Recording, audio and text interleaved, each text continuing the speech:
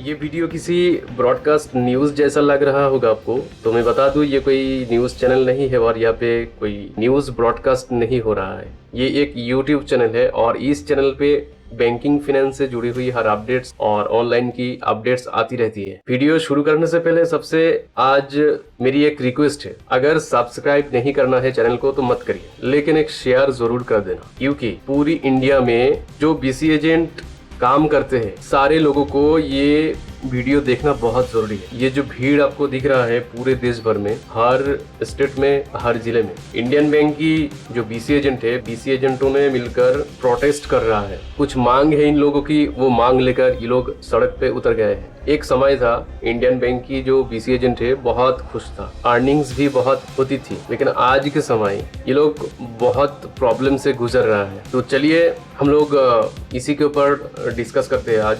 BC एजेंटों की दिया हुआ जानकारी के मुताबिक 2019 से लेकर इंडियन बैंकों की द्वारा इन लोगों की जो कमीशन चार्ट है उस चार्ट में बदलाव किया गया था, जबकि एक बीसी एजेंट 2019 से पहले 40 से 50,000 इनकम आसानी से कर लेता था, लेकिन आज के समय 2019 के बाद 30,000 भी इनकम करना इन लोगों के लिए मुश्किल हो गया था। फिर भी ठीक था, लेकिन कुछ दिन पहले इंडियन बैंक की कॉर्पोरेट ऑफिस ने कमीशन चार्ट में फिर से बदलाव किया है और एक बीसी एजेंट की अवैध जरिया इनकम की वो है बैंक इनको हर कम में छोटा सा कमीशन प्रोवाइड करता है। एक फिक्स अमाउंट भी मिलता था 5,000 रुपीज, लेकिन अब वो भी मिलना बहुत मुश्किल हो गया, ना के बराबर, क्योंकि किसी का 5,000 से ज्यादा कमीशन अगर बन जाता है काम करते करते पूरा महीने में, तो उसको वो 5,000 रुपीज बैंक की जो गाइडलाइंस है उस हिसाब से नहीं मिलेगा। इसलिए ये लोग पूरे देश भर में आज प्रोटेस्ट पे उतर गए हैं कुछ मांग लेकर।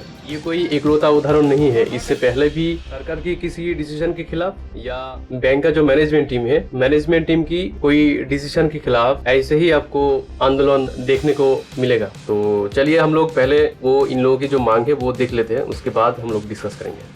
सारे बीसी एजेंट मिलकर ये जो एप्लीकेशन है, इस एप्लीकेशन को जोनल ऑफिस FGMO ऑफिस है, उस ऑफिस में ये एप्लीकेशन ये लोग सबमिट किया है और इसमें देखिए कुछ इन लोगों की जो मांगे है वो लिखी गई। एक नंबर पे है retention of earlier commission to ensure that we earn at least 35,000 rupees per month. इसका मतलब ये हुआ इन लोगों को जो पहले कमीशन दिया जाता था उस हिसाब से कमीशन दिया जाए। मिनिमम ये लोग 35,000 रुपीज पर मंथ इनकम करें, उसको इंश्योर किया जाए। दूसरा है fix pay 5,000 rupees to keep on and increase this amount. तो इन लोगों को जो 5,000 रुपीज मिलता था एज ए फिक्स कमीशन के तौर पर, वो फिक्स कमीशन इन लोगों को मिले और हो सके तो उसको बढ़ाया जाए। इन लोगों की जो तीसरी मांग है वो है providing incentive on savings account और आरडी अकाउंट। तो सेविंग्स अकाउंट में तो इंसेंटिव दिया जाता है, लेकिन वो नॉमिनल है, और आरडी में भी इंसेंटिव दिया जाता है, लेकिन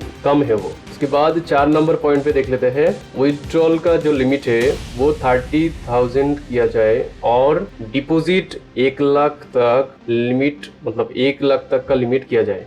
मतलब एक कस्टमर अगर वो पैसा उठाने के लिए आते हैं तो 30,000 कम से कम वो उठा पाए और डिपॉजिट वो कम से कम 1 लाख तक कर पाए। 5वां पॉइंट में इन लोगों की मांग है instant activation passbook print service without any mobile OTP। Passbook print का जो सर्विस है बीसी एजेंट को वो प्रोवाइड किया जाए और विदाउट OTP। मतलब कस्टमर का OTP लेकर अगर पासबुक प्रिंट होगा तो ये थोड़ा सा बोले तो मगजमारी कम है। 1-2 रुपये के लिए इतना हेडेक कोई लेना नहीं चाहता, तो कम से कम वो OTP वाला हटाया जाए और इंस्टेंट पासबुक का जो सर्विस है वो एक्टिवेशन किया जाए CSP पॉइंट में, ताकि बीसी एजेंट की जो इनकम है वो बढ़ सके।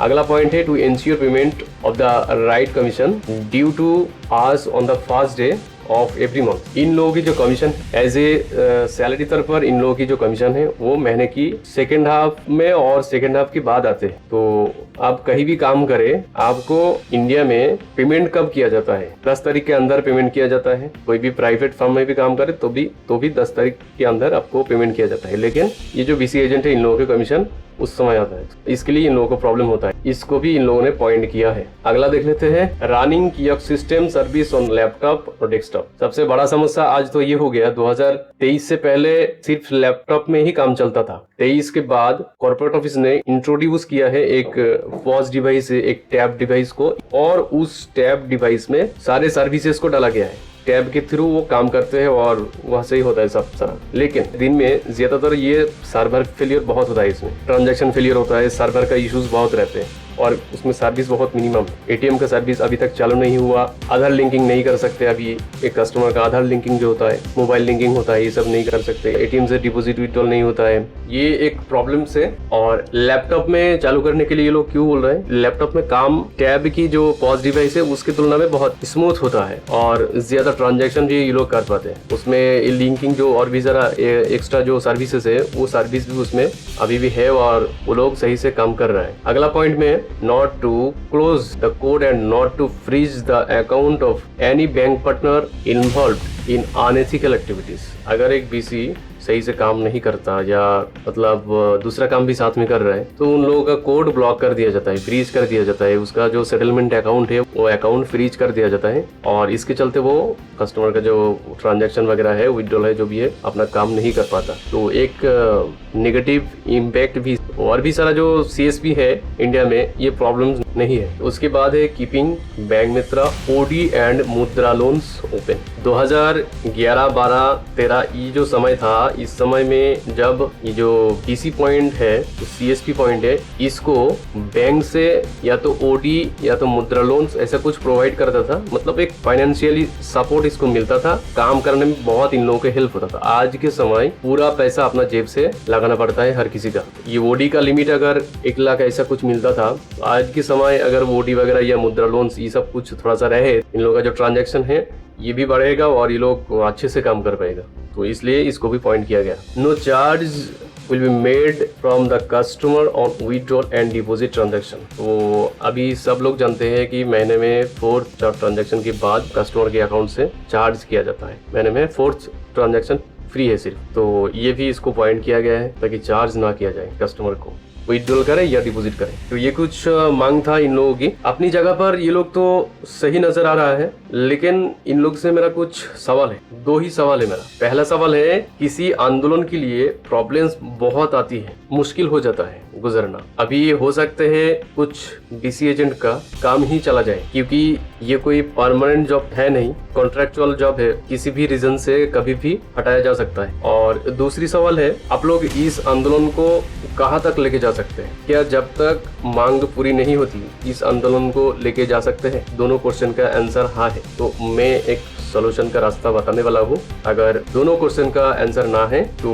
बंद कर दीजिए ये अपना प्रोटेस्ट और आंदोलन को, बैठ जाइए अपना सीएसपी पॉइंट में, काम करिए जैसे कर रहे थे। बैंक का सारा जो अभी गाइडलाइंस टर्म्स है वो सब मान लीजिए और अपना दिन गुजारिए, अच्छे रहिए बीवी बच्चों के साथ। फिर भी अगर हिम्मत है आवाज उठाने की तो चलिए वो सॉल्यूशन का रास्ता मैं बताने वाला हूँ। सबसे पहले ये डिस्क्लेमर मैं दे देता हूँ, ये मेरा कोई रिकमेंडेशन नहीं है, मेरा एक ओपिनियन है। अगर आंदोलन को जगह तक पहुंचाना है, कुछ पॉजिटिव इस आंदोलन से निकलना है, तो ये एक अच्छा और हेल्पफुल रास्ता है। सबसे पहले सारे बैंक मित्रों साथियों को एक होना होगा, एक लेटर तैयार करना होगा पूरा इंग्लिश में, और उस इंग्लिश में अपना जो मांगे है वो सारी मांग और सारा चीज उसमें पॉइंट आउट करने के बाद उस मेल को एक लेटर तैयार करना होगा और उस लेटर के नीचे इंडिविजुअली हर एक बीसी उसको खुद मेल करना पड़ेगा अपना ईमेल आईडी से। 2 में कॉर्पोरेट ऑफिस का email ID, reserve bank RBI का ईमेल आईडी और इंटेग्रा का ईमेल आईडी, ये कुछ ईमेल आईडी 2 में रखना होगा।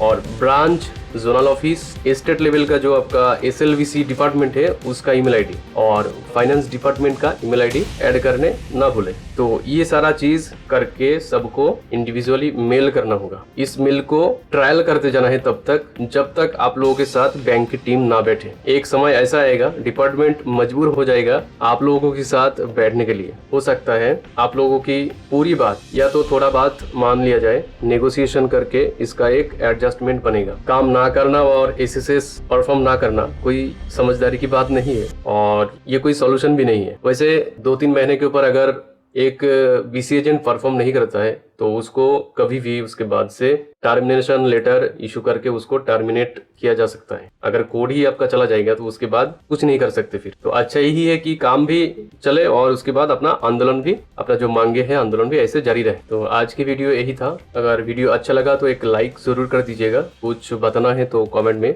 डाल दीजिएगा। वीडियो में बने रहने के लिए धन्यवाद। जय हिंद। मिलते हैं किसी दूसरी वीडियो में।